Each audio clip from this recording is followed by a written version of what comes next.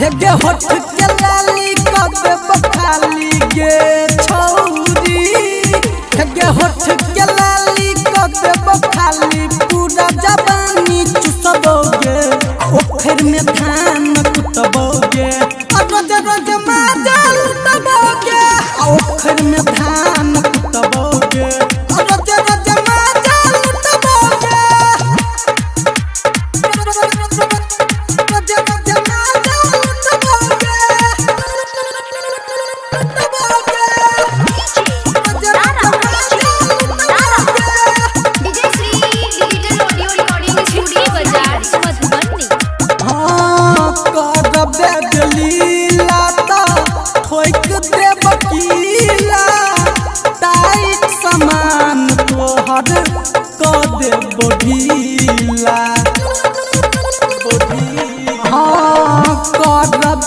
लीला छौरी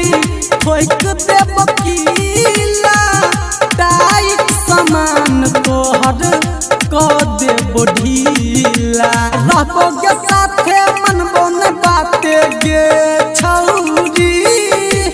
रहबोगे साथे मनबो न बाते टाइम टाइम पर जुटबोगे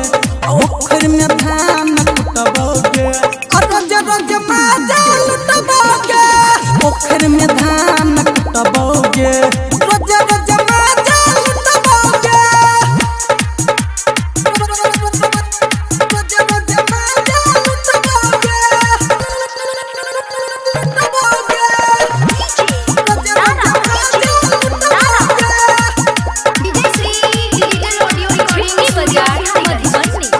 हाय बुझे बछौरी हमें रोजे तोरा घाट गे